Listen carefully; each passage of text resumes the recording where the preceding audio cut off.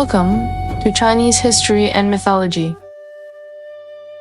Hey friends, welcome back to Chinese History and Mythology. Last time we talked about how after Zhuge Liang's death, the situation among Shu Han, Cao Wei, and Eastern Wu all began to change. On the Shu Han side, Wei Yan acted exactly as Zhuge Liang had predicted before his death. Taking advantage of the chancellor's passing and the army's unsettled morale, he created disorder. He burned down the plank road, blocked the Shu army's retreat, and submitted a memorial falsely accusing Yang Yi of rebellion, hoping to seize military authority. But before Zhuge Liang died, he had already left behind a brocade bag and had secretly arranged for Ma Dai to stay close to Wei Yan. Wei Yan thought no one could defeat him, and in front of the formation he shouted, "Who dares kill me?" But Ma Dai cut him down from behind with one strike. The internal crisis within the Shu army was then settled. After that, Zhuge Liang's coffin was brought back to Chengdu. The later Lord Lu Shan personally led the civil and military officials out of the city to receive it, and the people of Shu all wept bitterly. Kong Ming was finally buried at Dingjun Mountain and was given the posthumous title Marquis Zhongwu. According to his final command, Jiang Wan, Fei Yi, Wu Yi, Jiang Wei, and the others took over the heavy responsibilities and continued to maintain the political situation of Shu Han. On the eastern Wu side, Sun Quan increased troops at Bachu, which made Shu Han worry for a time that Wu might take advantage of the mourning period and break the alliance. So the later lord sent Zhong Yu as an envoy to eastern Wu to find out the truth. Zhong Yu was neither humble nor arrogant, and he successfully made Sun Quan explain his position. Eastern Wu had increased troops only to guard against Cao Wei taking the chance to attack Shu, not to betray the alliance.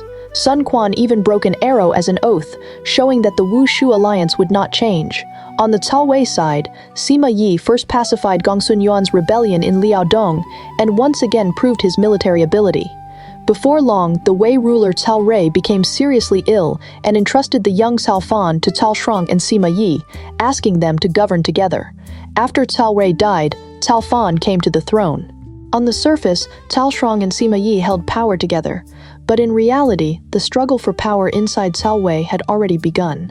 At first, Cao Shuang was very respectful toward Sima Yi, but after being stirred up by He Yan and the others, he gradually took away Sima Yi's military authority and held the real military and political power in his own hands.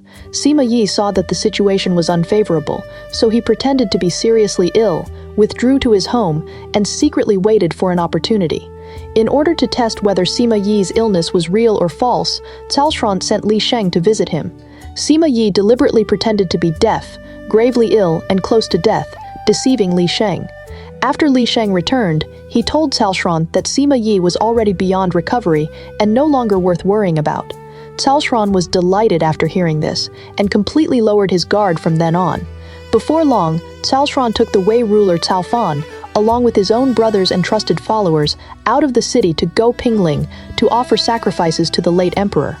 Grand Minister of Agriculture Huan Fan had advised him that all the brothers should not leave Luoyang together in case something happened inside the city. But Cao Shuang relied on the military power in his hands and did not listen at all. And just after Cao Shuang left the city, Sima Yi, who had been pretended to be ill for so long, finally found his chance. He immediately gathered his old subordinates and took his two sons, Sima Shi and Sima Zhao, to raise troops, preparing to take advantage of Luoyang's emptiness and launch a coup that would change the fate of Cao Wei. So this time, with Sima Yi suddenly raising troops, will he be able to seize Luoyang smoothly? Cao Shuang holds military power and has the emperor with him outside the city. Will he strike back against Sima Yi? And how will this incident at Go Pingling completely change Cao Wei and even change the final direction of the three kingdoms? Let's continue the story. Now, when Sima Yi heard that Cao Shuang had taken his trusted followers, the imperial guards, and the Wei ruler Cao Fang out of the city to pay respects at Emperor Ming's tomb and go hunting along the way, he was overjoyed. He immediately went to the Hall of Government Affairs and ordered Minister over the Masses Gao Ru to act under the emperor's tally, axe, and authority, temporarily taking over the office of Great General and seizing Cao Shuang's camp first. He also ordered Grand Coachman Wang Guan to act as central army leader and occupy Cao Ci's camp. Sima Yi himself led old ministers into the inner palace and reported to Empress Dowager Guo, saying that Cao Shuang had betrayed the late emperor's command to protect the young ruler, that he was wicked and had thrown the state into disorder, and that his crime deserved removal. Empress Dowager Guo was greatly shocked and said, "The Son of Heaven is still outside. What can be done?" Sima Yi said, "I have already prepared the memorial, and I also have a plan to remove the treacherous ministers. Your Majesty need not worry." Empress Dowager Guo was frightened and had no choice but to obey. Sima Yi then ordered Grand Commandant Jiang Ji and Director of the Secretariat Sima Fu to write a memorial together. He sent a Yellow Gate official to carry it out of the city and present it to the Wei ruler, Cao Fang. Sima Yi himself personally led the great army and occupied the arsenal. Before long, the news reached Cao Shuang's residence. Cao Shuang's wife, Lady Liu, hurriedly summoned the officials guarding the residence and asked, "My lord is outside, and Zhongda has raised troops. What does this mean?" The gate-guarding general Panju said, "Madam, do not be alarmed. I will go ask." So he took several dozen crossbowmen and climbed onto the gate tower to look out.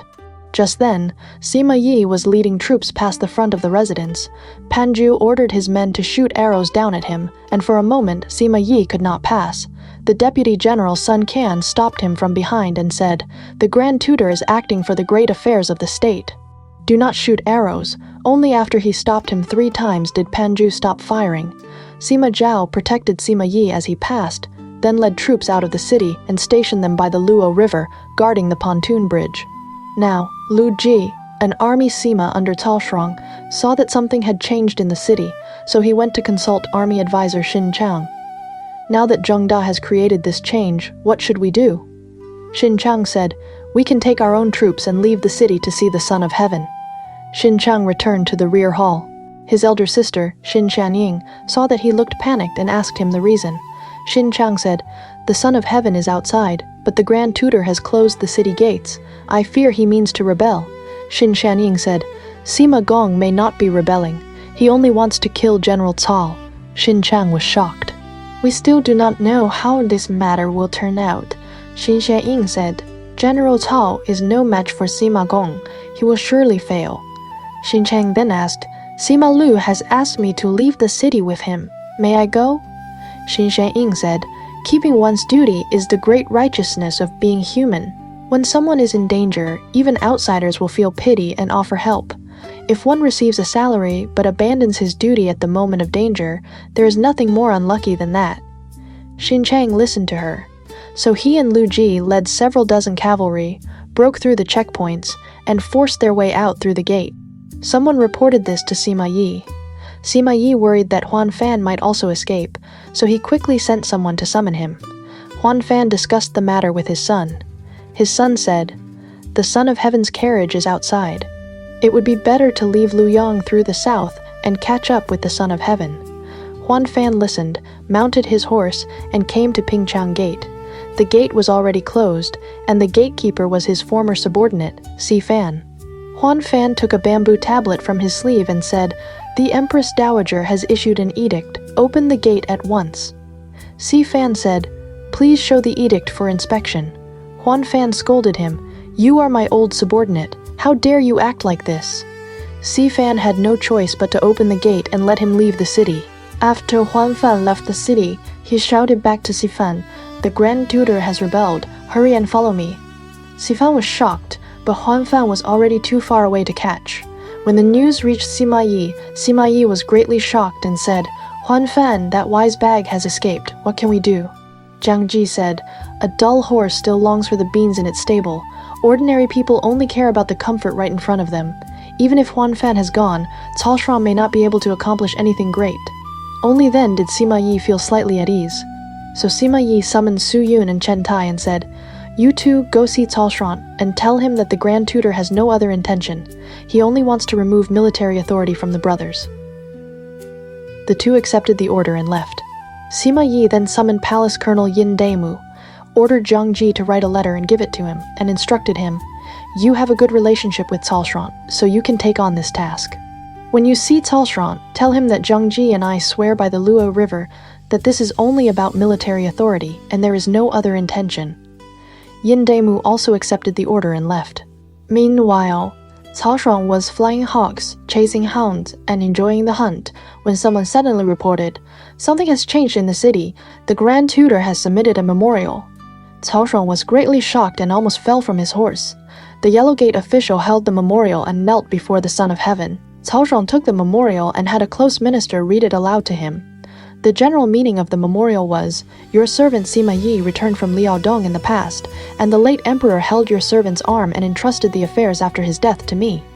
Now Cao Shuang has betrayed the late emperor's final command, ruined the law of the state, overstepped ritual rules inside the court, seized power arrogantly outside the court, and colluded with the Yellow Gate official Zhang Dang.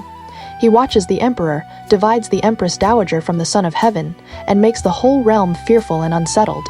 Though your servant is old and weak, I dare not forget the late emperor's trust."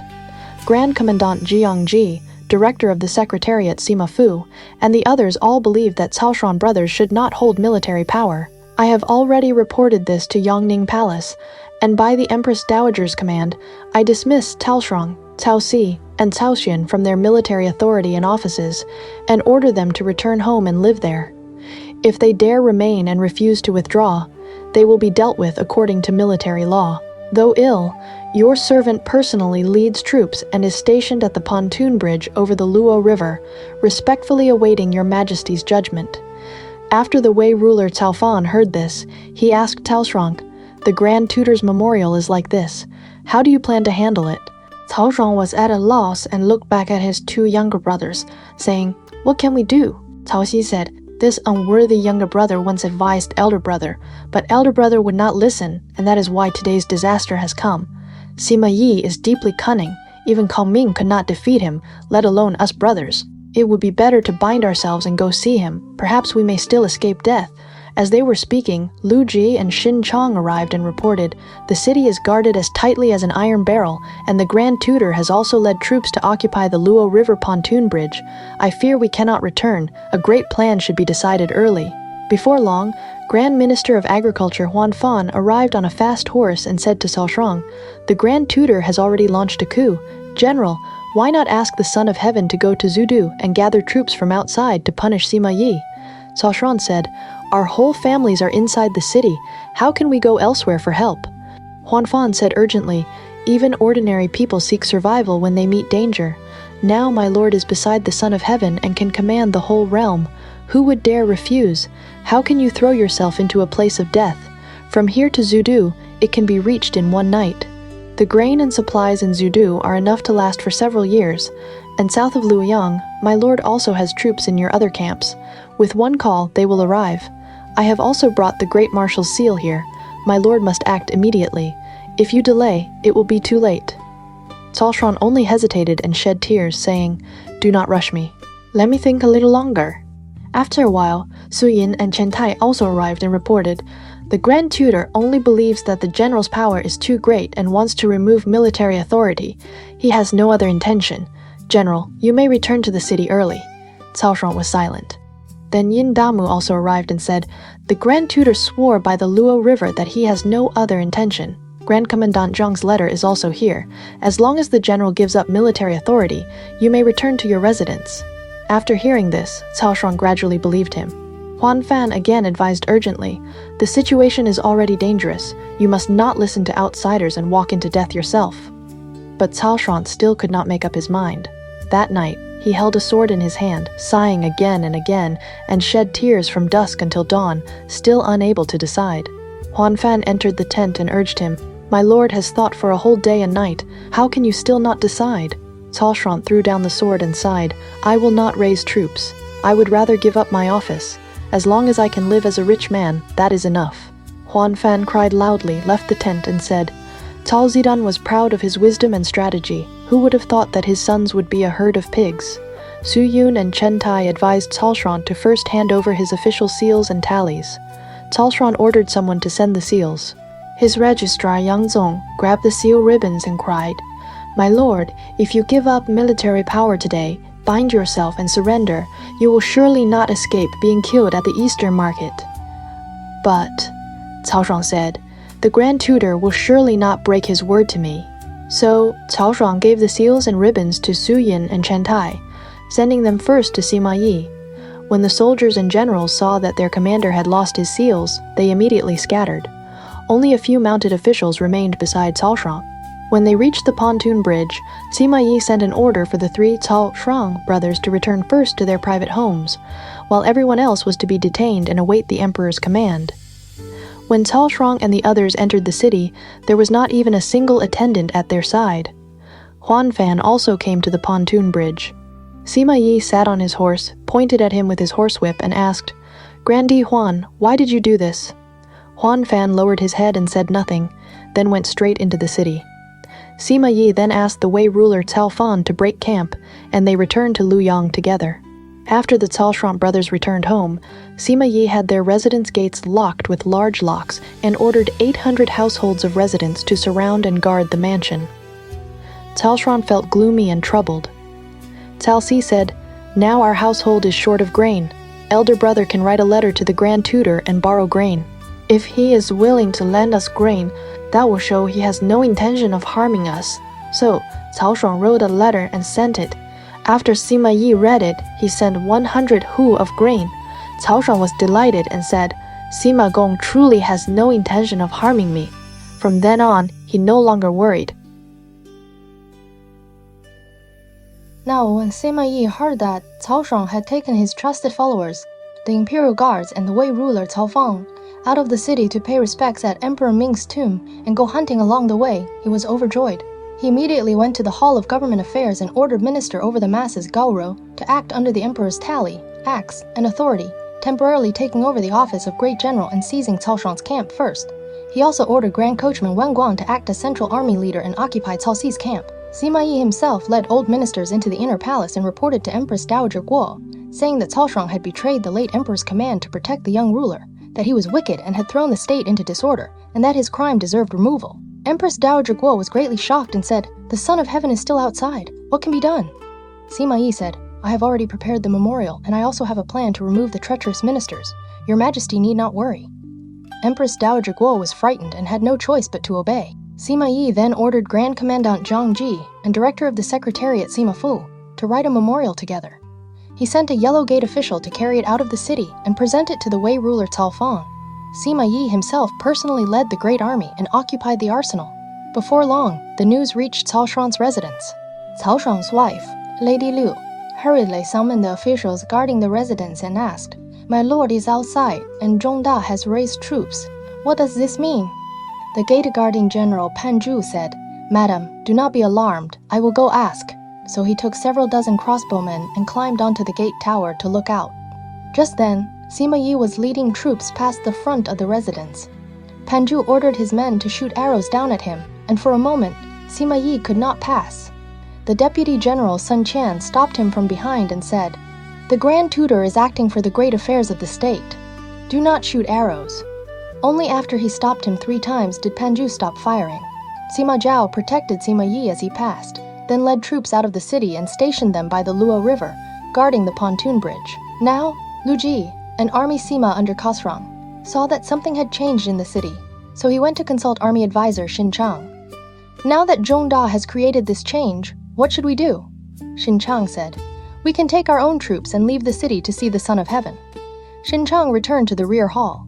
His elder sister, Xin Shenying, saw that he looked panicked and asked him the reason. Xin Chang said, "The Son of Heaven is outside, but the Grand Tutor has closed the city gates. I fear he means to rebel." Xin Shenying said, "Sima Gong may not be rebelling. He only wants to kill General Cao." Xin Chang was shocked. "We still do not know how this matter will turn out," Xin Xiangying said. "General Cao is no match for Sima Gong. He will surely fail." Xin Chang then asked, "Sima Lu has asked me to leave the city with him. May I go?" Xin Xiangying said, "Keeping one's duty is the great righteousness of being human. When someone is in danger, even outsiders will feel pity and offer help. If one receives a salary but abandons his duty at the moment of danger, there is nothing more unlucky than that." Xin Chang listened to her, so he and Lu Ji led several dozen cavalry, broke through the checkpoints, and forced their way out through the gate. Someone reported this to Sima Yi. Sima Yi worried that Huan Fan might also escape, so he quickly sent someone to summon him. Huan Fan discussed the matter with his son. His son said, "The Son of Heaven's carriage is outside. It would be better to leave Luoyang through the south and catch up with the Son of Heaven." Huan Fan listened, mounted his horse, and came to Pingchang Gate. The gate was already closed, and the gatekeeper was his former subordinate, Si Fan. Huan Fan took a bamboo tablet from his sleeve and said, "The Empress Dowager has issued an edict. Open the gate at once." Si Fan said, "Please show the edict for inspection." Huan Fan scolded him, "You are my old subordinate. How dare you act like this?" Si Fan had no choice but to open the gate and let him leave the city. After Huan Fan left the city, he shouted back to Si Fan, "The Grand Tutor has rebelled. Hurry and follow me." Si Fan was shocked, but Huan Fan was already too far away to catch. When the news reached Sima Yi was greatly shocked and said, "Huan Fan, that wise bag, has escaped. What can we do?" Jiang Ji said, "A dull horse still longs for the beans in its stable. Ordinary people only care about the comfort right in front of them. Even if Huan Fan has gone, Cao Shuang may not be able to accomplish anything great." Only then did Sima Yi feel slightly at ease. So Sima Yi summoned Si Yun and Chen Tai and said, "You two go see Cao Shuang and tell him that the Grand Tutor has no other intention. He only wants to remove military authority from the brothers." The two accepted the order and left. Sima Yi then summoned Palace Colonel Yin Damu, ordered Zhang Ji to write a letter and give it to him, and instructed him, "You have a good relationship with Cao Shuang, so you can take on this task. When you see Cao Shuang, tell him that Zhang Ji and I swear by the Luo River that this is only about military authority, and there is no other intention." Yin Damu also accepted the order and left. Meanwhile, Cao Shuang was flying hawks, chasing hounds, and enjoying the hunt when someone suddenly reported, "Something has changed in the city. The Grand Tutor has submitted a memorial." Cao Shuang was greatly shocked and almost fell from his horse. The Yellow Gate official held the memorial and knelt before the Son of Heaven. Cao Shuang took the memorial and had a close minister read it aloud to him. The general meaning of the memorial was, "Your servant Sima Yi returned from Liaodong in the past, and the late emperor held your servant's arm and entrusted the affairs after his death to me. Now Cao Shuang has betrayed the late emperor's final command, ruined the law of the state, overstepped ritual rules inside the court, seized power arrogantly outside the court, and colluded with the Yellow Gate official Zhang Dang. He watches the emperor, divides the Empress Dowager from the Son of Heaven, and makes the whole realm fearful and unsettled. Though your servant is old and weak, I dare not forget the late emperor's trust." Grand Commandant Jiang Ji, Director of the Secretariat Sima Fu, and the others all believed that Cao Shuang brothers should not hold military power. I have already reported this to Yongning Palace, and by the Empress Dowager's command, I dismissed Cao Shuang, Cao Si, and Cao Xun from their military authority and offices, and order them to return home and live there. If they dare remain and refuse to withdraw, they will be dealt with according to military law. Though ill, your servant personally leads troops and is stationed at the pontoon bridge over the Luao River, respectfully awaiting your majesty's judgment." After the Wei ruler Cao Fang heard this, he asked Cao Shuang, "The Grand Tutor's memorial is like this. How do you plan to handle it?"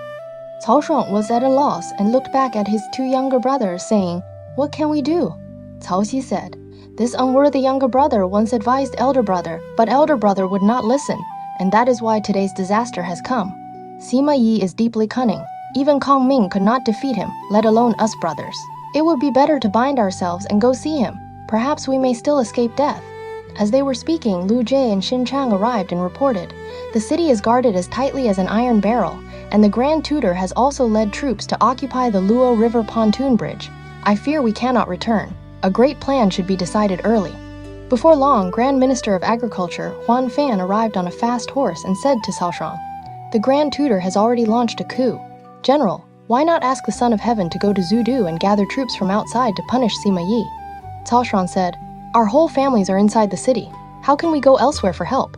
Huan Fan said urgently, "Even ordinary people seek survival when they meet danger. Now my lord is beside the Son of Heaven and can command the whole realm. Who would dare refuse? How can you throw yourself into a place of death? From here to Zudu, it can be reached in one night. The grain and supplies in Zudu are enough to last for several years, and south of Luoyang, my lord also has troops in your other camps. With one call, they will arrive. I have also brought the Great Marshal's seal here. My lord must act immediately. If you delay, it will be too late." Cao Shuang only hesitated and shed tears, saying, "Do not rush me. Let me think a little longer." After a while, Xu Ying and Chen Tai also arrived and reported, "The Grand Tutor only believes that the general's power is too great and wants to remove military authority. He has no other intention. General, you may return to the city early." Cao Shuang was silent. Then Yin Damu also arrived and said, "The Grand Tutor swore by the Luo River that he has no other intention. Grand Commandant Jiang's letter is also here. As long as the general gives up military authority, you may return to your residence." After hearing this, Cao Shuang gradually believed him. Huan Fan again advised urgently, "The situation is already dangerous. You must not listen to outsiders and walk into death yourself." But Cao Shuang still could not make up his mind. That night, he held a sword in his hand, sighing again and again, and shed tears from dusk until dawn, still unable to decide. Huan Fan entered the tent and urged him, "My lord has thought for a whole day and night. How can you still not decide?" Cao Shuang threw down the sword and sighed. "I will not raise troops. I would rather give up my office. As long as I can live as a rich man, that is enough." Huan Fan cried loudly, left the tent and said, "Cao Zidan was proud of his wisdom and strategy. Who would have thought that his sons would be a herd of pigs?" Zhu Yun and Chen Tai advised Cao Shuang to first hand over his official seals and tallies. Cao Shuang ordered someone to send the seals. His registrar Yang Zong grabbed the seal ribbons and cried, "My lord, if you give up military power today, bind yourself and surrender. You will surely not escape being killed at the Easter market." But Cao Shuang said, "The Grand Tutor will surely not break his word to me." So Cao Shuang gave the seals and ribbons to Zhu Yun and Chen Tai, sending them first to Sima Yi. When the soldiers and generals saw that their commander had lost his seals, they immediately scattered. Only a few mounted officials remained besides Cao Shuang. When they reached the pontoon bridge, Sima Yi sent an order for the 3 Cao Shuang brothers to return first to their private homes, while everyone else was to be detained and await the emperor's command. When Cao Shuang and the others entered the city, there was not even a single attendant at their side. Huan Fan also came to the pontoon bridge. Sima Yi sat on his horse, pointed at him with his horsewhip, and asked, "Grandee Huan, why did you do this?" Huan Fan lowered his head and said nothing, then went straight into the city. Sima Yi then asked the Wei ruler Cao Fang to break camp, and they returned to Luoyang together. After the Cao Shuang brothers returned home, Sima Yi had their residence gates locked with large locks and ordered 800 households of residents to surround and guard the mansion. Cao Shuang felt gloomy and troubled. Cao Si said, "Now our household is short of grain. Elder brother can write a letter to the Grand Tutor and borrow grain. If he is willing to lend us grain, that will show he has no intention of harming us." So Cao Shuang wrote a letter and sent it. After Sima Yi read it, he sent 100 hu of grain. Cao Shuang was delighted and said, "Sima Gong truly has no intention of harming me." From then on, he no longer worried. Now, Jiang Wei was retreating in panic when he suddenly ran into Sima Shai, leading troops to block him. It turned out that when Jiang Wei attacked Yongzhou, Guo Huai had already sent a fast report to the court. After the Wei ruler Cao Fang discussed the matter with Sima Yi sent his eldest son, Sima Shai, with 50,000 soldiers to Yongzhou to help in the battle. When Sima Shai heard that Guo Huai had already driven back the Shu soldiers, he guessed that the Shu army was weak and isolated, so he specially came halfway to intercept them. Sima Shai pursued all the way to Yangping Pass, but Jiang Wei blocked him with a repeating crossbow formation left behind by Wu Hu. Jiang Wei had secretly placed more than 100 repeating crossbows in ambush on both sides. Each crossbow could fire 10 poisoned arrows. When the crossbows on both sides fired together, countless men and horses in Sima Shai's front army were killed or wounded. Sima Shai barely escaped from the chaos and had no choice but to return in defeat. Meanwhile, Zhu En, the Shu general inside the city at Kuo Mountain, saw that reinforcements had still not arrived, so he opened the city gate and surrendered to Wei. Jiang Wei had lost tens of thousands of soldiers and horses, and he led the defeated troops back to Hanzhong to station there. Sima Shai also returned to Luoyang. In the 8th month of autumn, in the 3rd year of Jiaping, Sima Yi fell ill, and his condition gradually worsened. He called his 2 sons, Sima Shi and Sima Zhao, to his bedside and instructed them, "I have served Wei for many years and reached the office of Grand Tutor. As a minister, I have already risen to the highest rank a subject can reach. People in the world all suspect that I have disloyal intentions, and I have often lived in fear because of it. After I die, you brothers must manage the great affairs of the state well. You must be careful. You must be careful." After saying this, Sima Yi passed away. Sima Shi and Sima Zhao reported this to the Wei ruler, Cao Fang. Cao Fang gave Sima Yi a grand funeral and burial, granted him a posthumous title, and then made Sima Shi great general, putting him in charge of the secret affairs of the secretariat. He also made Sima Zhao senior general of agile cavalry. From this point on, the Sima father and son's control over the great power of Cao Wei officially continued into the next generation. Meanwhile, in eastern Wu, the Wu ruler Sun Quan had originally made Sun Deng crown prince. After Sun Deng died young, he made his second son, Sun He, crown prince. Later, Sun He was harmed by the slander of Princess Quan. Sun Quan deposed Sun He, and Sun He eventually died in grief and anger. So Sun Quan then made his third son, Sun Liang, crown prince. By this time, Lu Xing and Zhu Zhijing had both already passed away, and the major affairs of the Eastern Wu court were all handled by Zhu Zhiqi, the son of Zhu Zhijing. On the first day of the 8th month in autumn, in the first year of Taiwan, a great wind suddenly rose in Eastern Wu. The Yangtze River and the sea surged with violent waves, and the water on flat ground was 8 feet deep. All the pines and cypresses in front of Sun Quan's tomb were pulled up by their roots and blown outside the southern gate of Jiangye, where they stuck upside down in the road.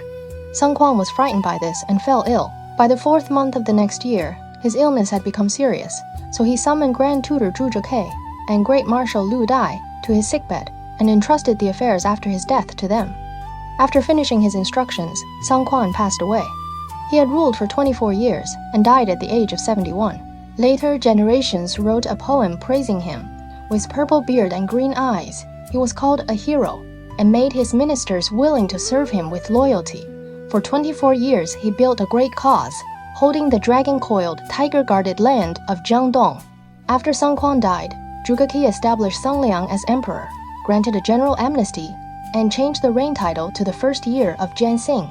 Sun Quan was given the posthumous title Great Emperor and was buried at Jiangling. Before long, spies reported the news of Sun Quan's death to Lu Yang. When Sima Yi heard that Sun Quan was dead, he discussed raising troops to attack Eastern Wu. Minister Fugu advised him, Wu has the natural defense of the Yangtze River. The late emperor campaigned against it many times and never succeeded. It would be best for each side to guard its own borders. That is the best plan. But Sima Yi said, the way of heaven changes every 30 years. How can the 3 states remain standing forever? I want to take this chance to attack Wu. Sima Zhao also said, now Sun Quan has just died, and Sun Liang is young. This is exactly a moment we can use. So Sima Yi ordered General Hu Capang's South Wangchang to lead 100,000 soldiers to attack Nan Commandery, General Hu Capang's East Huzun to lead 100,000 soldiers to attack Dongxing, and Commander who guards the south, Guanqiu Jian, to lead 100,000 soldiers to attack Wuchang. The 3-route army advanced at the same time. He also made Sima Zhao Grand Commander, putting him in overall command of the 3 armies. In the 12th month of winter that year, Sima Zhao led the army to the border of Eastern Wu and set up camp. He summoned Wang Chan, Hu Zun, and Guanqiu Jian into the tent to discuss matters. The most important place in Eastern Wu is Dongxing. They have built a large dike there, and on the left and right, they also have 2 cities, which defend the rear road to Chaohu. Everyone must be careful. So he ordered Wang Chang and Guangqiu Jian to each lead 10,000 soldiers and form lines on the left and right, but not advance for now. After Dongxing was taken, they would advance together. He also ordered Hu Zun to serve as vanguard, lead troops to build pontoon bridges, and capture the Dongxing dike. Meanwhile, when Grand Tutor Zhu Zhiqi of Wu heard that Wei soldiers had come in 3 routes, he summoned the generals to discuss matters. General who pacifies the north, Ding Feng, said, Dongxing is a key place for Eastern Wu. If this place is lost, Nan Commandery and Wuchang will also be in danger. Zhu Zhiqi said, that is exactly what I think. You may immediately lead 3,000 naval soldiers and set out from the river. I will then order Liu Zhu, Tang Zi, and Liu Zan to each lead 10,000 infantry and cavalry and support you from 3 routes. As soon as you hear a series of cannon signals, advance together. I will personally lead the great army and arrive afterward. Ding Feng accepted the order and led 3,000 naval soldiers, divided among 30 boats, straight toward Dongxing. Hu Zun crossed the pontoon bridge and stationed his army on the dike. He also sent Huan Jia and Han Zong to attack the 2 cities on the left and right. The left city was guarded by the Wu general Quan Duan, and the right city was guarded by the Wu general Liu Liu. The 2 cities were tall and strong and could not be taken quickly. Seeing that the Wei army was powerful, Quan Duan and Liu Liu also refused to come out and fight, only defending with all their strength. Hu Zun set up camp at Sutang. At that time, it was deep winter and heavy snow was falling. Hu Zun and the generals held a banquet and drank wine. Suddenly, someone reported, 30 warships have come on the water. Hu Zun left the camp to look. Seeing that each boat had only about 100 men, he returned to the tent and said, it is only 3,000 men. What is there to fear? He only ordered his subordinates to scout, while he himself continued drinking. Ding Feng arranged the boats in a straight line and said to his men, for a true man, the chance to win merit, fame, wealth, and rank is today. He ordered the soldiers to take off their armor and helmets and not to use long spears or great halberds, but to carry only short blades. When the Wei soldiers saw this, they all laughed and had no defenses prepared. Suddenly, 3 cannon signals sounded in succession. Ding Feng drew his blade and was the first to leap onto the shore. The Wu soldiers all rushed into the Wei camp with short blades in hand, and the Wei army was caught completely unprepared. Han Zong hurriedly pulled out his great halberd to meet the attack, but Ding Feng rushed in close and cut him down with one strike. Huan Jia thrust his spear from the left, but Ding Feng also trapped the spear shaft. Huan Jia abandoned his spear and fled. Ding Feng threw a flying blade and struck his left shoulder, then chased him down and stabbed him to death. The 3,000 Wu soldiers charged left and right through the Wei camp. Hu Zan hurriedly mounted his horse and fled for his life. The Wei soldiers all rushed toward the pontoon bridge, only to discover that the bridge had already been cut down. More than half fell into the water and drowned, and countless others died in the snow. The Wei army's carts, horses, and weapons were all captured by the Wu soldiers. When Sima Zhao, Wang Cheng, and Guan Tujian heard that the army at Dongxing had been defeated, they immediately withdrew. Zhuge Ke led the great army to Dongxing. After gathering the troops and recording the merits, he said to the generals, "Sima Zhao has been defeated and has fled north. We can use this chance to attack and take the central plains." So on one hand, he sent men with a letter to Shu Han, asking Jiang Wei to send troops against Wei and promising to divide the world between them. On the other hand, he personally led 200,000 troops on a northern campaign. When he was about to leave, a white vapor suddenly rose from the ground and covered the 3 armies, so that people could not see one another face to face. Zhang Yan said, "This vapor is a white rainbow. It foretells that the army will suffer losses. Grand Tutor, you should return to court and must not attack Wei." Zhuge Ke was furious. "How dare you speak unlucky words and shake the army's morale?" He was about to execute Zhang Yan. Only after everyone pleaded for him did Zhuge Ke demote Zhang Yan to commoner status, and he still urged the army forward. Ding Feng offered a plan, saying, "Wei treats Xincheng as an important pass. If we can take Xincheng first, Sima Yi will surely lose his courage." Zhuge Ke was delighted and immediately urged the army straight toward Xincheng. When General of the Yamen Zhang Te, the defender of the city, saw the Wu soldiers coming in great numbers, he shut the gates tightly and defended without coming out. Zhuge Ke ordered the soldiers to surround and attack from all sides, and soon an urgent courier arrived in Luoyang. Registrar Yue Song said to Sima Yi, "Now Zhuge Ke is surrounding Xincheng. It is not wise to fight him directly. The Wu soldiers have come from far away, with many men and little grain. When their grain is gone, they will naturally withdraw. If we attack when they are about to retreat, we will surely win a great victory. But the Shu soldiers may also take this chance to invade the border, so we must guard against them." Sima Yi listened. He ordered Sima Zhao to lead one army and help Guo Huai guard against Jiang Wei. He also ordered Guan Tujian and Hu Zun to block the Wu soldiers. Zhuge Ke surrounded and attacked Xincheng for several months, but still could not break it. So he gave an order, "Attack the city with full force. Anyone who is slow or careless will be executed." The soldiers attacked with all their strength, and the northeastern corner of the city looked as if it was about to fall. Inside the city, Zhang Te formed a plan. He ordered a soldier who was good with words to take name lists and documents to the Wu camp and ask to see Zhuge Ke. The soldier said, "Wei law says that if an enemy army surrounds a city and the defending general holds out for 100 days without reinforcements, then if he opens the city and surrenders, his family will not be punished. Now the general has surrounded the city for more than 90 days.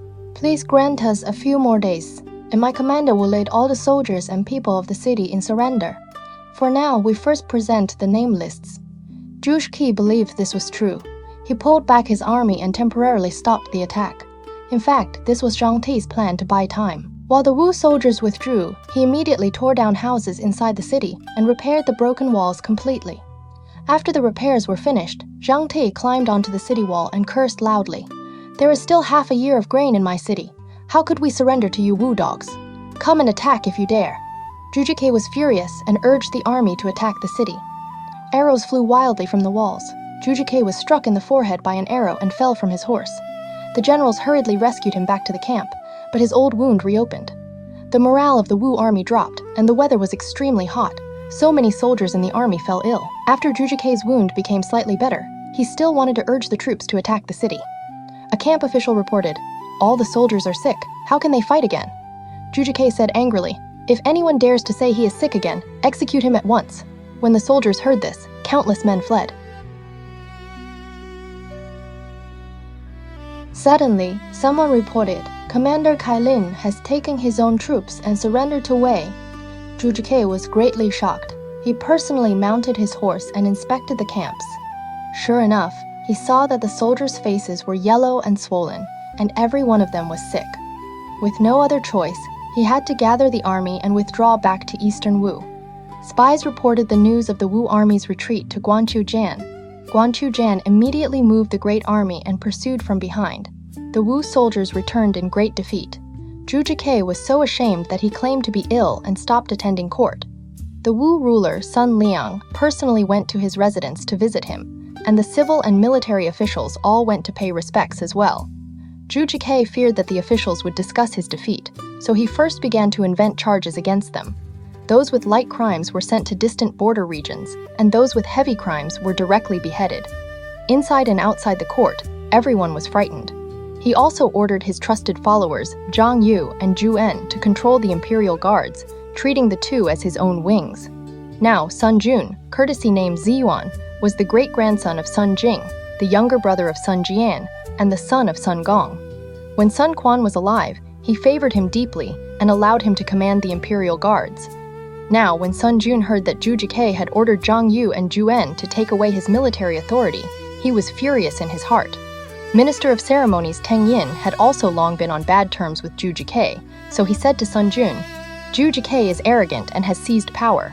He harms the ministers and high officials, and sooner or later he will have disloyal intentions. You are a member of the imperial clan. Why do you not plan early to remove him?"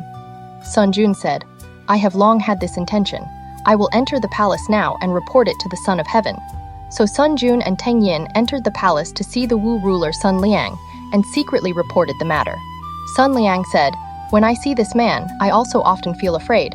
I have long wanted to remove him, but I had no chance. Now that you have loyal hearts and righteous courage, you may plan this in secret." Teng Yin offered a plan, saying, "Your Majesty can hold a banquet and summon Zhu Zhike into the palace. Secretly hide warriors behind the screen. When a cup is thrown as the signal, kill him at the banquet." Sun Liang accepted the plan. Ever since Zhu Zhike returned to court after his defeat, his mind had been dazed and unsettled. One day, he happened to walk into the central hall and suddenly saw a man dressed in mourning clothes enter his residence. Zhu Zhike shouted and questioned him. The man cried and said, "My father has just died. I entered the city to invite monks to perform rites for him. I mistakenly thought this was a temple. I do not know how I entered the Grand Tutor's residence." Zhu Zhike was furious and called the gate guards over to question them. The guards all said, "Several dozen of us were holding weapons and guarding the gate. We never left, and we never saw anyone come in." In great anger, Zhu Zhike had all the gate guards executed. That night, Zhu Zhike could not sleep peacefully. Suddenly, he heard a thunder-like crash in the main hall. When he went out to look, he saw that the main beam had broken into two pieces. Terrified, he returned to his bedroom, only to see a cold wind suddenly rise. The mourning-clothed man and the gate guards he had killed all came forward carrying their own heads, demanding his life. Zhu Zhike was so frightened that he collapsed to the ground and only woke after a long time. The next morning, when he washed his face, he smelled a strong scent of blood in the water. He changed the water dozens of times, but it was still the same. While Zhu Zhike was filled with fear and doubt, someone suddenly came to report. The Son of Heaven has sent an envoy to summon the Grand Tutor to a banquet. Zhu Zhike ordered his carriage to be prepared. Just as he was about to leave the residence, a yellow dog suddenly bit onto his clothes and whimpered as if crying. Zhu Zhike said angrily, "Even a dog is mocking me."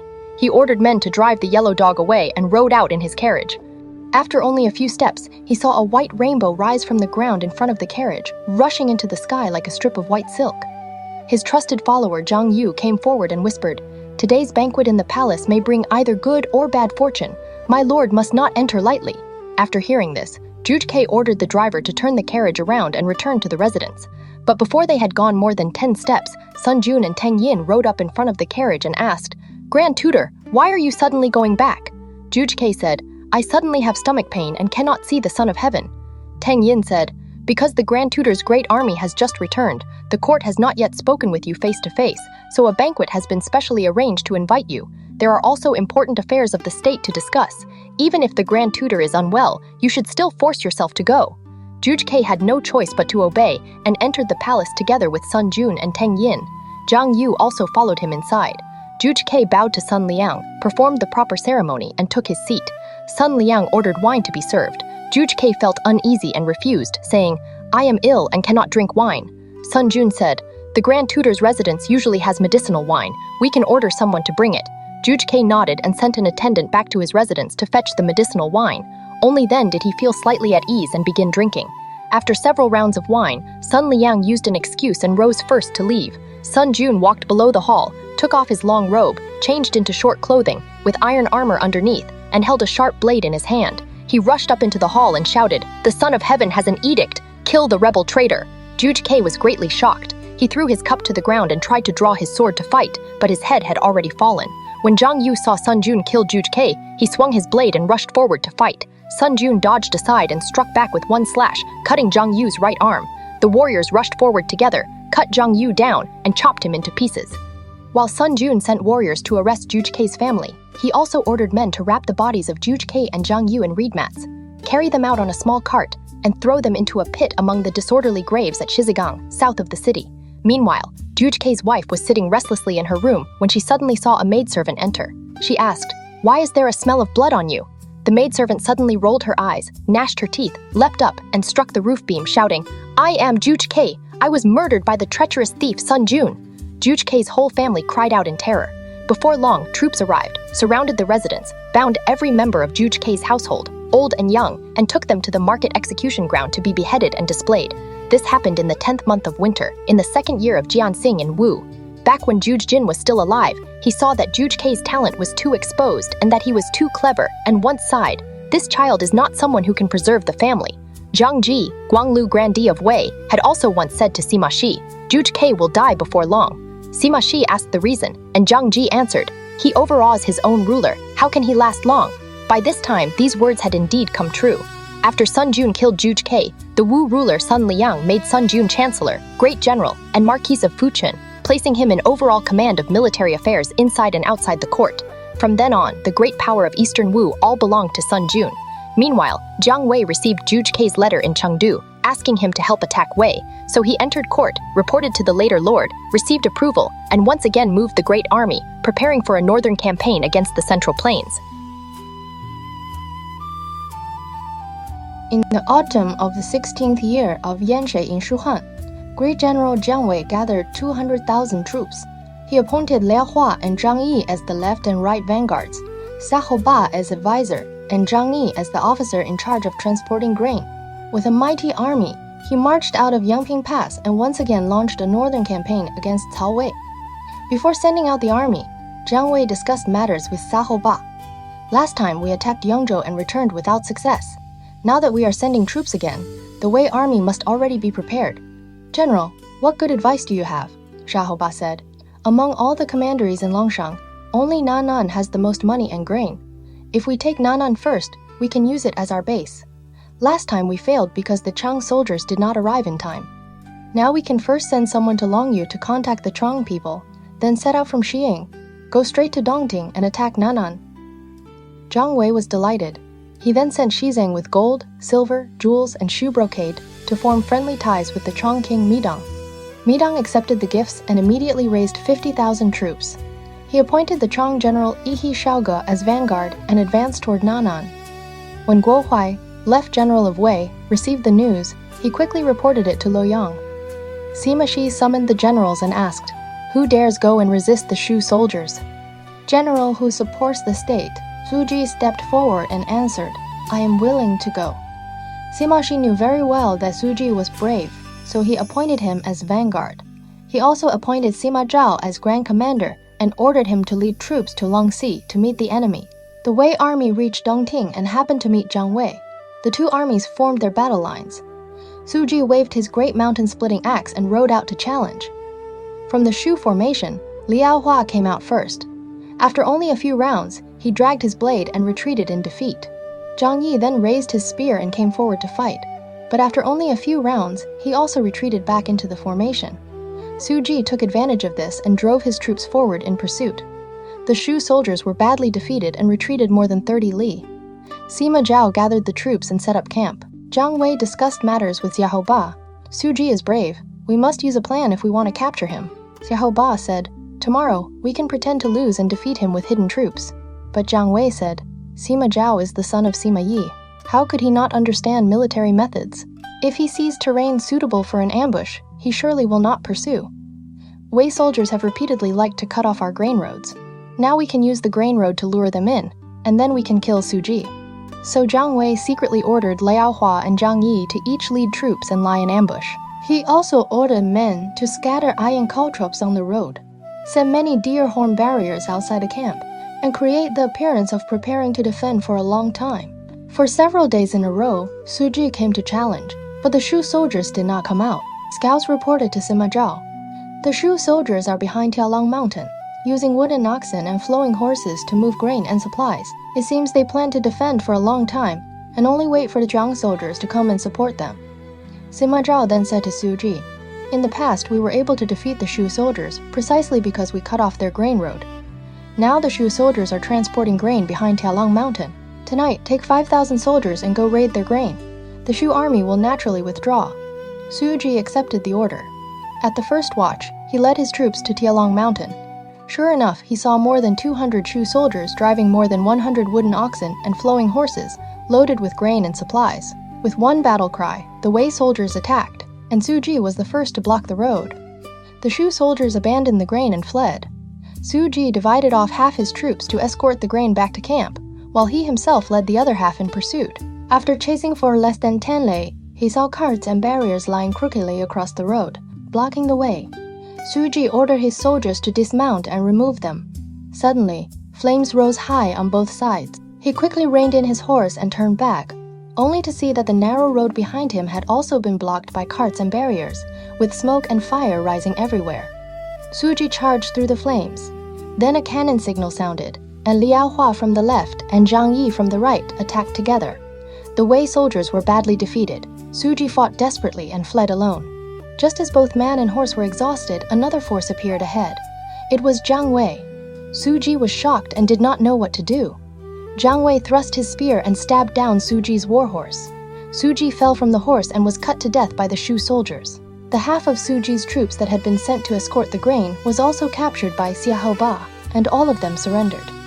Xiahou Ba had the Shu soldiers put on Wei armor, ride Wei horses, and carry Wei flags, then hurry along a small road straight toward the Wei camp. The Wei soldiers thought their own men had returned, so they opened the camp gate and let them in. The Shu soldiers immediately began killing inside the camp. Sima Zhao was greatly shocked and hurriedly mounted his horse to escape. Ahead, Liao Hua came to attack, so he could not move forward.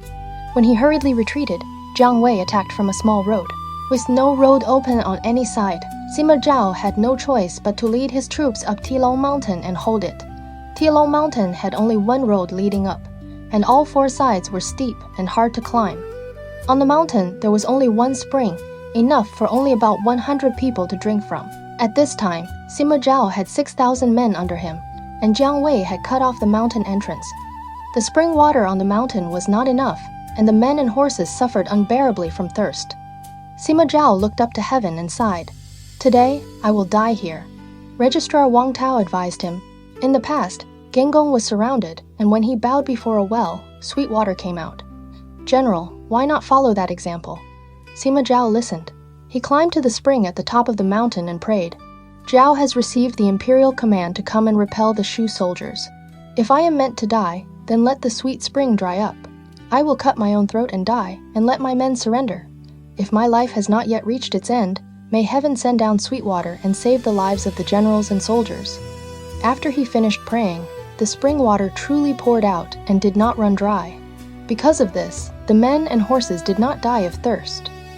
Jiang Wei surrounded the Wei soldiers below the mountain and said to the generals, "Back then, the chancellor failed to capture Sima Yi in Shangfang Valley, and I have always deeply regretted it. Today, Sima Zhao will surely be captured by me." When Guo Huai heard that Sima Zhao was trapped on Tialong Mountain, he wanted to lead troops to rescue him. Chen Tai said, "Jiang Wei has joined with the Qiang soldiers because he wants to take Nan'an first. Now the Qiang soldiers have already arrived. If General goes to rescue Sima Zhao, the Qiang soldiers will surely take the chance to attack our rear. It would be better for us to first send someone to pretend to surrender to the Qiang people and create trouble from within. Once we drive back the Qiang soldiers, we can then go and lift the siege of Tialong Mountain." Guo Huai listened. He ordered Chen Tai to take 5,000 soldiers to the Qiang camp, remove his armor, kneel and cry, saying, "Guo Huai is arrogant and often wants to kill me, so I have come specially to surrender. I know all the real and false conditions inside the Wei camp. Tonight, I am willing to lead troops to raid the camp, and we will surely succeed. Once we reach the Wei camp, there will be men inside to help us." The Qiang king Midang was delighted and ordered Yi Shaoge to raid the Wei camp together with Chen Tai. Yi Shaoge placed Chen Tai's surrendered soldiers in the rear, while he himself led the Qiang soldiers in front. At the second watch, they reached the Wei camp and saw the camp gate standing wide open. Chen Tai charged in first on horseback, and Yi Shaoge urged his horse forward with his spear and followed him in. He had only cried out once in distress when both man and horse fell into a pit trap. Chen Tai's soldiers attacked from behind, and Guo Huai also attacked from the left. The Qiang soldiers fell into chaos, trampling one another. Countless men were killed or wounded, and all who survived surrendered. Yi Shaoge drew his blade and killed himself. Guo Huai and Chen Tai then used the momentum to attack the Qiang camp. King Midang had just been about to mount his horse when he was captured alive by the Wei soldiers. Guo Huai personally untied Midang and comforted him with kind words, saying, "The court has always considered the great king loyal and righteous. Why did you help the Shu people today?" Midang felt ashamed and admitted his guilt. Guo Huai then advised him, "If the great king is willing to serve as vanguard, go lift the siege of Tilong Mountain and drive back the Shu soldiers. I will report this to the Son of Heaven, and there will naturally be great rewards." Midang agreed, so he led the Qiang soldiers in front, while Wei soldiers mixed among them, and together they hurried toward Tilong Mountain. When Jiang Wei heard that Midang was coming, he was delighted and had someone invite him in. Midang brought more than 100 men to the front of the central army tent. Jiang Wei and Xiahou Ba came out of the tent to welcome him. Before Midang could speak, the Wei generals hidden among the Qiang soldiers had already begun killing from behind. Jiang Wei was greatly shocked and hurriedly mounted his horse to escape. The Qiang soldiers and Wei soldiers attacked together, and the Shu army scattered and fled in all directions. Jiang Wei escaped in such a hurry that he had no weapon in his hand, and only his bow and arrows remained at his waist. But because he ran too quickly, even his arrows fell away, leaving only an empty quiver. Guo Huai led troops in pursuit. Seeing that Jiang Wei had no weapon in his hand, he urged his horse forward with his spear and chased him. As he drew close, Jiang Wei pulled the empty bowstring, making it sound more than 10 times in a row. Guo Huai dodged again and again, but no arrow came. Knowing that Jiang Wei had no arrows left, he hung up his steel spear, took his bow, set an arrow, and shot. Jiang Wei quickly dodged aside and, at the same time, caught the arrow Guo Huai had shot. He placed it on his own bowstring. When Guo Huai pursued close enough, Jiang Wei aimed at Guo Huai's face and shot with all his strength. Guo Huai fell from his horse as soon as the bowstring sounded. Jiang Wei reined in his horse and wanted to kill Guo Huai, but the Wei soldiers had already arrived, so he only seized Guo Huai's spear and left. The Wei soldiers did not dare pursue. They quickly rescued Guo Huai and pulled out the arrowhead, but the blood would not stop flowing. In the end, he died from the serious wound. Sima Zhao came down from the mountain and led troops in pursuit, but after chasing halfway, he returned. Xiahou Ba also escaped afterward and fled together with Jiang Wei. Jiang Wei had lost many soldiers and horses, so he had no choice but to return to Hanzhong. Although he had been defeated, he had shot Guo Huai to death and killed Su Ji, damaging the Wei army's prestige. This could also be considered making up for his failure through merit. Meanwhile, after Sima Zhao rewarded the Qiang soldiers and sent them back to their own land, he led the army back to Luoyang. He and his elder brother Sima Shi then controlled all power in the court by themselves. None of the ministers dared disobey them. Whenever the Wei ruler Cao Fang saw Sima Shi come to court, he trembled with fear and felt as if thorns were pressing into his back. One day, Cao Fang held court and saw Sima Shi enter the hall with a sword. In panic, he hurried down from the imperial seat to welcome him. Sima Shi smiled and said, "Where is there any reason for a ruler to welcome a minister? Please, your majesty, sit firmly." After that, when the ministers reported affairs, Sima Shi made all the decisions himself and did not ask the Wei ruler for instructions at all. After the court meeting ended, Sima Shi held his head high and left the hall. He rode out of the palace in a carriage, with soldiers surrounding him in front and behind, no fewer than several thousand. Cao Fang withdrew into the rear hall. Beside him, only 3 men remained: Minister of Ceremonies Xiao Suandong, Director of the Secretariat Li Fang, and Guanglu Grandee Zhang Ji. Zhang Ji was the father of Empress Zhang, which made him Cao Fang's father-in-law. Cao Fang dismissed those on the left and right, then brought the 3 men into a secret room. Holding Zhang Ji's hand, he cried and said, Sima Yi treats me like a child and treats the civil and military officials like grass. This empire and state will belong to him sooner or later." After saying this, he wept loudly. Li Feng reported, "Your Majesty need not worry. I am willing to rely on Your Majesty's sacred edict. Gather heroes from all directions and destroy this thief." Cao Shuang also reported, "My uncle Xiahou Ba surrendered to Shu Han because he feared that the Sima brothers would harm him. Now, if we can remove this thief, my uncle will surely return. I am an old relative of the state. How could I sit and watch a treacherous thief bring disaster to the country?" Cao Fang said. "I only fear that the matter cannot be done."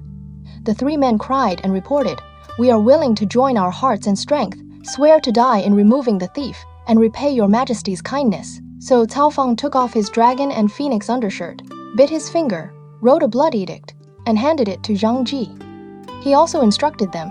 Back then, Emperor Wu executed Dongcheng because the secret was leaked. You must be careful and must not let this be exposed. The three men took leave and left. When they reached the left side of Donghua Gate, they happened to meet Sima Yi walking toward them with his sword, followed by several hundred attendants, each holding weapons. The three hurriedly stood by the side of the road. Sima Yi asked, "Why are the three of you leaving court so late?" Li Feng answered, "His Majesty was reading in the inner court, and the three of us were attending him while he read." Sima Yi asked, "What book was he reading?" Li Feng answered, "Books from the three dynasties of Xia, Shang, and Zhou." Sima Yi asked again, "What historical examples did His Majesty ask about?" Li Feng said, "He asked about Yi Yin assisting Shang and the Duke of Zhou acting as regent. We all reported that today, Great General Sima is exactly like Yi Yin and the Duke of Zhou." Sima Yi sneered and said, "How could you truly compare me to Yi Yin and the Duke of Zhou? I fear that in your hearts you see me as Wang Mang or Dong Zhuo." The three men quickly said they did not dare. Sima Yi was furious. "You people say one thing and think another. Just now, what were you crying about with the Son of Heaven in the secret room?" The three said there was no such thing. Sima Yi shouted, "Your eyes are all red from crying, and you still dare deny it."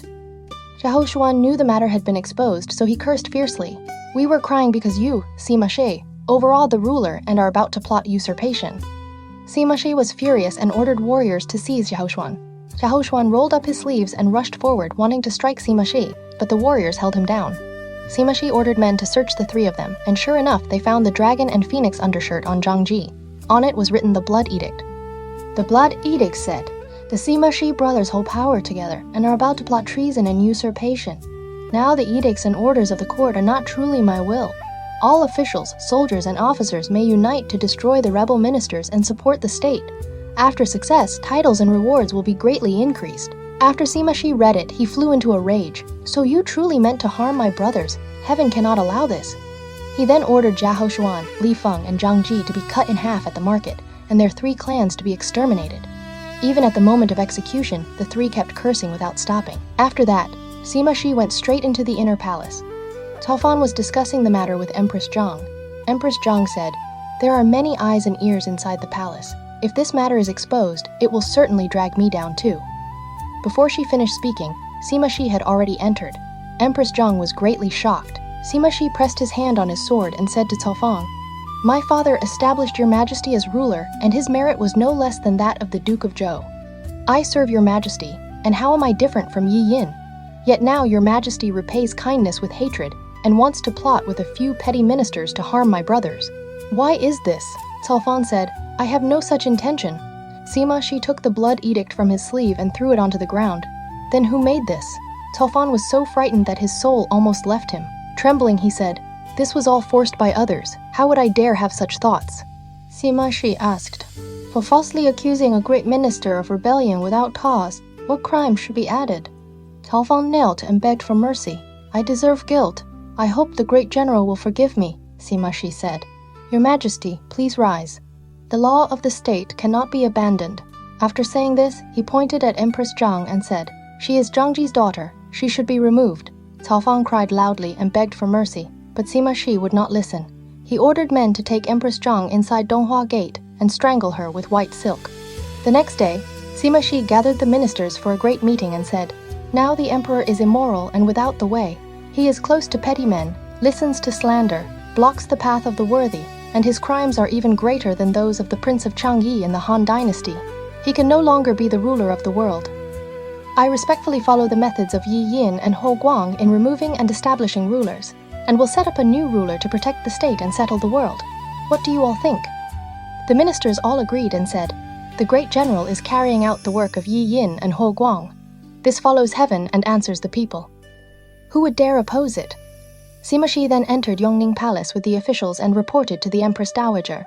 The Empress Dowager asked, "Whom does the great general wish to establish as ruler?" Sima Yi said, "I see that the Prince of Pencheng, Cao Ju, is intelligent, kind, and filial. He can be the ruler of the world," the Empress Dowager said. "The Prince of Pencheng is my uncle. If he is made ruler, how could I accept that? Now there is the Duke of Gaogui district, Cao Mao, who is the grandson of Emperor Wen of Wei. He is gentle and respectful, and can be established as the new ruler." Sima Yi's clan uncle, Sima Fu, also reported, "What the Empress Dowager says is very correct. Cao Mao can be established as ruler." So Sima Yi sent an envoy to Yuanqing to summon the Duke of Gaogui district, Cao Mao, to court. After that, the Empress Dowager ascended Taiji Hall and summoned Cao Fang to rebuke him. "You are immoral and excessive, close to petty men, and cannot bear the great responsibility of the world. You should hand over the imperial seal and tallies, restore your title as Prince of Qi, and leave at once. Without an edict, you are not allowed to enter court." Cao Fang cried and bowed farewell to the Empress Dowager, handed over the state treasures, and rode away in the carriage of a prince, weeping loudly. Only a few loyal ministers saw him off with tears. Now, the Duke of Gaogui district, Cao Mao, courtesy name Yanxi, was the grandson of Emperor Wen of Wei and the son of Prince Ding of Donghai. Cao Lin, Sima Yi, following the Empress Dowager's command, summoned him into the palace. The civil and military officials prepared the imperial carriage outside the West Yi Gate to welcome him. Cao Mao hurriedly returned the formal greeting. Grand Commandant Wang Su said, "The emperor should not return the greeting." Cao Mao said, "Right now I am still a subject. How could I not return the greeting?" The officials helped him onto the carriage and brought him into the palace. Cao Mao declined and said, "The Empress Dowager has summoned me by edict, but I do not yet know why. How would I dare ride in a carriage and enter?" So he walked to the eastern hall of Taiji. Sima Yi came forward to welcome him, and Cao Mao bowed first. Sima Yi quickly helped him up. After that, Sima Yi led Cao Mao to see the Empress Dowager. The Empress Dowager said, "When I saw you as a child, you already had the appearance of an emperor. Now you may become the ruler of the world. You must be respectful and frugal, widely show kindness, and not disgrace the reputation of the late emperor." Cao Mao modestly refused again and again. Sima Yi ordered the civil and military officials to invite Cao Mao out to Taiji Hall. That same day, he was established as the new ruler. The 6th year of Jiaping was changed to the 1st year of Zhenyuan, and a general amnesty was granted throughout the realm. Sima Yi was also granted the yellow battle axe and was allowed to enter court without hurrying, present memorials without being named, and carry a sword into the hall. The civil and military officials were each granted rewards and titles. In the 1st month of spring, in the 2nd year of Zhenyuan, spies suddenly sent an urgent report. General who guards the east, Guan Qiujian, and Inspector of Yangzhou, Wen Qin, had raised troops in the name of the deposed emperor and were coming to punish Sima Yi. After Sima Yi heard this, he was greatly shocked. In this episode, the situation of the three kingdoms continues to move forward, and the people who truly control the direction of the world are no longer the Cao Cao, Liu Bei, and Sun Quan of the past. They are no longer Zhu Zhiliang and Sima Yi either. Instead, they are the successors left behind after them. On the Shu Han side, Jiang Wei inherited Zhu Zhiliang's unfinished wish and once again led troops on a northern campaign. He joined forces with the Qiang people and advanced into Longxi, originally planning to take Nan'an first as his foundation. But under layer after layer of countermeasures from the Wei army, he fell into hard fighting. Su Ji was brave, but he fell into Jiang Wei's plan to lure him with grain, and in the end, Jiang Wei killed him. Sima Zhao was also once trapped on Tilong Mountain, almost with no road left to escape. However, although Jiang Wei had the chance to surround Sima Zhao, he still failed to deliver the truly fatal strike. Guo Huai and Chen Tai first defeated the Qiang soldiers, then used King Midang to turn around and attack the Shu camp, throwing the Shu army into chaos. Jiang Wei fled in panic. Although, in a moment of danger, he caught Guo Huai's arrow and shot it back, killing Guo Huai with one arrow and recovering some momentum. This northern campaign still ended in failure. On the Cao Wei side, after Sima Yi died, the brothers Sima Shi and Sima Zhao officially inherited the power of the Sima family. Sima Yi especially was no longer satisfied with being only a regent minister. He carried a sword into the palace hall, made court decisions on his own, and even made the Wei ruler Cao Fang tremble with fear whenever he saw him. The emperor of Cao Wei was becoming more and more like an empty shell. Cao Fang was unwilling to remain under another man's control, so he secretly plotted with Cao Shuang, Li Feng, and Zhang Ji. They wrote a blood edict and tried to remove Sima Yi. But before this plot had truly begun, Sima Yi had already discovered it. Cao Shuang, Li Feng, and Zhang Ji were cut in half at the market, and their clans were exterminated. Empress Zhang was also strangled by Sima Yi inside Donghua Gate. From this point on, the last bit of resistance around Cao Fang was completely crushed. After that, Sima Yi simply gathered the ministers and, using the excuse that the emperor was immoral and without the way, deposed Cao Fang and established the Duke of Gaogui district, Cao Mal, as the new emperor. The imperial throne of Cao Wei was still in the hands of the Cao family, but the person who decided who could sit on that throne had already become the Sima family. However, Sima Yi's act of deposing and establishing an emperor did not come without a price. General who guards the East Guanchu Jian and Inspector of Yangzhou Wen Qin soon raised troops in the name of the deposed emperor and began a campaign to punish Sima Yi. Inside Cao Wei, a new wave of unrest had already broken out. So this time, when Guanchu Jian and Wen Qin raised troops, are they truly trying to support Cao Wei, or do they have other plans of their own? Sima Yi has just deposed an emperor. Now, facing open rebellion from powerful regional generals, can he still hold the situation steady? And will the newly enthroned Cao Mal really be willing to continue as a puppet emperor in the hands of the Sima family? We'll continue the story in the next episode. If you enjoyed today's episode, feel free to give the show a like, subscribe, and share it with someone you think would enjoy it too. Thank you for spending this time with me. I will see you in the next episode.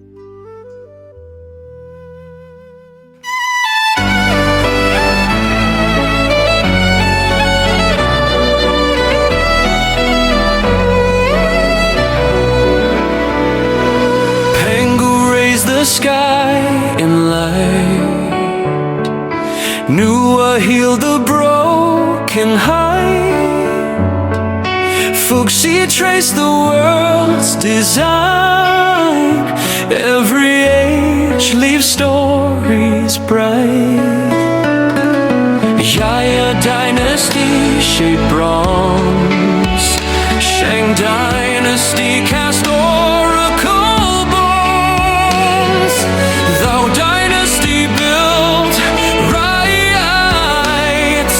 Qin dynasty forged the great walls,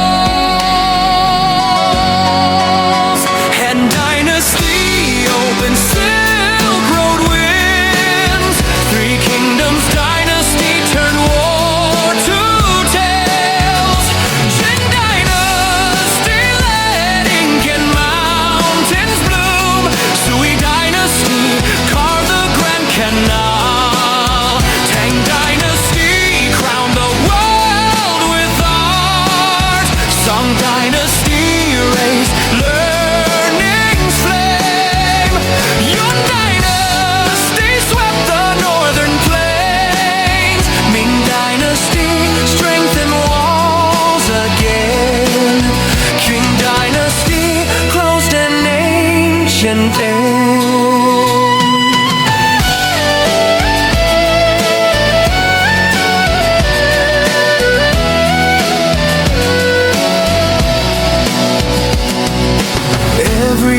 Leave stories bright. History and myth ignite in endless light. China's history moves in mystery through the night. Footsteps of this land enchant the world in light.